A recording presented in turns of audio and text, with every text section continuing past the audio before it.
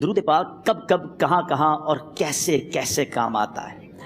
ایک بہت ہی خوبصورت واقعہ، ایک دوست نے اپنے ایک دوسرے دوست کو قرض دیا، اور جب اس نے قرض دیا تو وہ قرض ایک بڑی اماؤنٹ تھی، 3000 دینار۔ وہ ٹائم آ گیا جب اس ٹائم وہ قرض لینے کے لیے اپنے دوست کے پاس گیا کہ بھائی مجھے میرے پیسے واپس دو، تو اس نے کہا کہ پیسے تو نہیں ہے میرے پاس، میں کولیپس ہو گیا ہوں، بزنس اب میرا ختم ہو گیا ہے، میں تمہاری رقم نہیں دے سکتا۔ اس نے ایک اور ٹائم دے دیا اسے کہ ٹھیک ہے اب اتنے وقت دنوں کے بعد میں دے دوں گا۔ وہ ٹائم بھی گزر گیا، اور جب وہ ٹائم بھی گزر گیا تو کہا کہ اب تو پیسے دے دو بھائی، میرا ٹائم پورا ہو گیا ہے۔ پھر نہ دے سکا ٹائم۔ آخر کار معاملہ جو ہے وہ کورٹ میں چلا گیا، قاضی کے پاس چلا گیا۔ اب قاضی نے جس کو پیسے دینے تھے اس کو بلایا اور کہا کہ بھائی آپ کو اس کے پیسے دینے ہیں؟ کہتا ہے ہاں پیسے تو دینے ہیں۔ تو کہا پھر دیتے کیوں نہیں ہو؟ پیسے ہیں ہی نہیں، کاروباری ختم ہو گیا ہے، قرضہ تو لیا تھا، اب میرے پاس بچا ہی کچھ نہیں ہے۔ تو کہا اچھا اب یہ بتاؤ کہ کب دو گے، کیسے دو گے؟ اس نے کہا بس میرے پاس پیسے ہی نہیں ہیں۔ تو کہا اب تمہارے پاس 30 دن کا ٹائم ہے، تو اس کے پیسے لوٹا دو، یا 30 دن کے بعد تمہیں قید کر دیا جائے گا۔ یہ شخص اب گھر آیا، پیسے تو تھے نہیں، مگر شاید علماء نے لکھا کتابوں میں، یہ واقعہ کئی بڑی بڑی کتابوں میں لکھا، اور درود پاک کے فضائل کی بڑی بڑی کتابوں میں لکھا۔ اور اس شخص نے سوچا کہ اس نے ایک حدیث پاک پڑھی ہوئی تھی کہ جس میں نبی پاک علیہ الصلوۃ والسلام نے فرمایا ہے، جس کا مضمون ہے کہ جو شخص پریشان ہو، مصیبت زدہ ہو، اسے چاہیے کہ مجھ پر کثرت سے درود پاک پڑھے، کیونکہ درود پڑھنا مصیبتوں اور پریشانیوں کو لے جاتا ہے۔ اب اس عاشق رسول نے سوچا اور تو کچھ ہے نہیں، اب میں درود پاک پڑھنا شروع کرتا ہوں۔ صبح سے لے کر شام تک وہ درود پاک پڑھنے لگ گیا۔ 27 دن گزر گئے، only 3 days left، 3 دن باقی تھے قاضی کے پاس جانے میں۔ 27 دن گزر گئے درود پڑھتے پڑھتے۔ جب 28ویں رات آئی تو آنکھیں تو بند ہوئیں، مگر خواب میں اسے ایک آواز آئی، گھبراؤ نہیں، تمہارا قرضہ ادا کر دیا جائے گا، تمہارا مسئلہ سالو ہو جائے گا۔ صبح اٹھتا ہے، درود پاک پڑھ رہا ہے، مگر کہتا ہے کہ آواز سے تو مسئلہ حل نہیں ہوگا، پیغام کیا ہے اسے سمجھ نہ آیا۔ 28واں دن گزر گیا، 29ویں رات آ گئی، مگر اب آنکھیں بند ہوئیں اور قسمت جاگ اٹھی۔ نبی پاک صاحب لولاک صلی اللہ تعالیٰ علیہ وسلم خواب میں تشریف لائے، اور پیارے آقا صلی اللہ تعالیٰ علیہ وسلم نے فرمایا گھبراؤ نہیں، علی بن عیسیٰ وزیر کے پاس جاؤ، وہ تمہارا قرضہ ادا کر دے گا۔ اب یہ عاشق رسول صبح اٹھا تو ویری فریش، حشاش بشاش کہ اب تو کام ہو گیا، نبی پاک نے خواب میں آ کر بشارت دی ہے۔ مگر پھر ذہن میں سوال آیا کہ علی بن عیسیٰ کے پاس جاؤں گا تو ثبوت کیا ہے، پروف کیا ہوگا؟ میں جا کر اس کو کہوں گا کہ میرا قرضہ دے دو، تو ایسے تو قرضہ نہیں دے دینا۔ اور میں نے اس کو کہا کہ مجھے نبی پاک نے خواب میں کہا ہے، اور اس نے اگر مجھ سے کوئی نشانی مانگی تو میں نشانی کیا دوں گا؟ آخری دن تھا، 29واں دن تھا، وہ بھی درود پڑھتے پڑھتے گزر گیا۔ 30th نائٹ آ گئی، صبح وہ دن ہے جب عدالت میں جانا ہے۔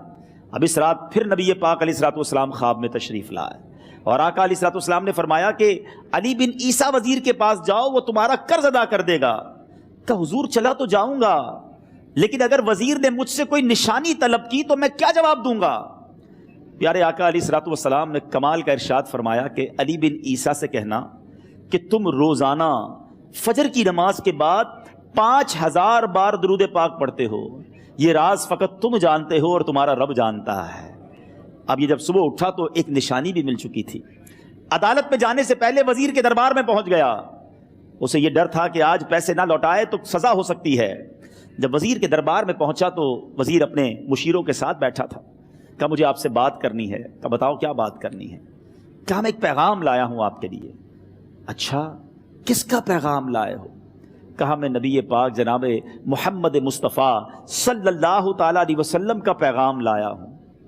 وہ عاشق رسول وزیر تھا، کہتا بتاؤ میرے آقا نے کیا پیغام دیا ہے؟ کہا حضور میں 3000 دینار کا مقروض ہوں، آج آخری دن ہے، اور میرے آقا نے مجھے بشارت دی ہے کہ آپ سے کہوں کہ آپ میرا قرض ادا کر دیجئے۔ علی بن عیسیٰ کہتا ہے کوئی ثبوت ہے آپ کے پاس؟ کوئی دلیل بھی ہے آپ کے پاس؟ میں کیسے مان لوں کہ آپ کو نبی پاک علیہ الصلوۃ والسلام نے بھیجا ہے؟ عاشق رسول کہتا ہے خالی ہاتھ نہیں آیا، میرے آقا نے مجھے دلیل بھی عطا فرمائی ہے، مجھے ایک ایویڈنس بھی دیا ہے، اور پروف یہ ہے حضور کہ آپ روزانہ صبح فجر کی نماز کے بعد نبی پاک صلی اللہ تعالیٰ علیہ وسلم کی بارگاہ میں درود و سلام کا نذرانہ پیش کرتے ہیں۔ جب تک 5000 کا عدد پورا نہیں ہوتا آپ اس وقت تک کسی اور سے بات نہیں کرتے۔ اور اے وزیر صاحب، یہ راز صرف آپ کو پتا ہے اور آپ کا رب جانتا ہے۔ اللہ اکبر، وہ وزیر تو جس کو کہے نا جھوم اٹھا، ایسا عاشق رسول وزیر تھا جو روزانہ صبح 5000 درود پڑھتا ہو، اس کی تو عید ہو گئی نا۔ وہ کہتا ہے مرحبا یا رسول اللہ، میرے آقا نے میرے درود قبول کر لیے، اس سے بڑھ کر میرے لیے سعادت کیا ہوگی۔ اب یہ وزیر اپنی سیٹ سے اٹھتا ہے، اپنے کمرے میں جاتا ہے، تھوڑی دیر بعد واپس آ کر اس عاشق رسول کے ہاتھ میں 3000 دینار رکھ کر کہتا ہے حضور پہلے 3000 دینار تو نبی پاک کا حکم کی میں ادب سے بجا لاتا ہوں، میرے آقا نے جو حکم فرمایا یہ 3000 دینار آپ کو پیش کرتا ہوں، حضور ایک اور 3000 دینار لیجئے۔ میرے گھر آپ آئے، اتنی اچھی خبر سنائی، آپ نے قدم رنجا فرمایا، یہ 3000 اس کا نذرانہ ہے، اور ایسا کیجئے 3000 اور لیجئے، اس سے اپنے بچوں کے لیے کچھ چھوٹا موٹا کام شروع کیجئے اور ایک وعدہ کر کے جائیے، آج کے بعد زندگی میں آپ کو جب بھی کوئی کام پڑے میں آپ کا بھائی ہوں، مجھے یہ خدمت کا موقع دیجئے گا۔ اللہ اکبر، وہ مقروض جو ایک رات پہلے 3000 دینار کا مقروض تھا، ہو سکتا ہے اس کے بیک آف مائنڈ یہ بھی چل رہا ہو کہ اب شاید کل میں نے جیل میں جا کر، عدالت میں جا کر گرفتاری دے کر جیل میں جانا ہے، مگر اب 9000 دینار ہاتھ میں ہیں۔ عاشق رسول جھومتا ہوا نبی پاک کی یاد میں گھومتا ہوا اب عدالت میں پہنچا۔ عدالت میں everybody expecting over there کہ آج اس نے آنا ہے اور آ کر کہنا یہی ہے کہ پیسے تو نہیں ہیں، گرفتار کر لو، مگر جا کر اس عاشق رسول نے 3000 دینار جج صاحب کے ہاتھ میں رکھ دیے۔ قاضی کہتا ہے پہلے تو یہ بتاؤ پیسے آئے کدھر سے؟ تم تو کہتے تھے غریب ہوں، تم تو کہتے تھے کاروبار نہیں ہے، ایک مہینے میں اتنی بڑی رقم کا انتظام کیسے ہو گیا؟ سبحان اللہ، اس عاشق رسول نے گویا زبان حال سے یہ کہا ہوگا کہ یہ تو کرم ہے ان کا، ورنہ مجھ میں تو ایسی بات نہیں، اتنا دیا سرکار نے مجھ کو، اتنی میری اوقات نہیں۔ اس نے وہ پورا واقعہ بھری عدالت میں سنا دیا۔ اللہ اکبر، میرے پیارے اسلامی بھائیوں ذرا سوچو پہلے زمانے میں کیسے عاشقان رسول ہوا کرتے تھے، وہ جج، وہ قاضی بھی کیسا سرکار علیہ الصلوۃ والسلام کا عاشق تھا۔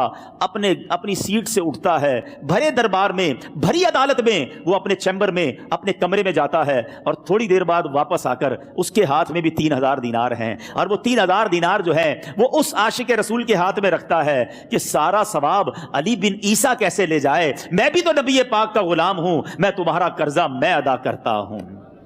اچھا، اب ایک اور عجیب سینیریو یہ بن گیا کہ جس نے کیس کیا تھا، جس نے دعویٰ کیا تھا، وہ بھی یہ سارا منظر دیکھ رہا تھا، کہتا ہے جج صاحب ذرا رکیے، میں بھی اپنے آقا کا امتی ہوں، اور ایک کام کیجئے، قلم کاغذ منگوائیے، اس عاشق رسول کا قرضہ ہی میں معاف کر دیتا ہوں۔ اچھا، اب عاشق رسول نے وہ واپس 3000 دینار جو جج صاحب نے دیے تھے وہ واپس جج صاحب کو دیے کہ حضور یہ پیسے آپ ہی رکھ لیں، قرضہ ہی معاف ہو گیا، اب آپ کے پیسے کا میں نے کیا کرنا ہے؟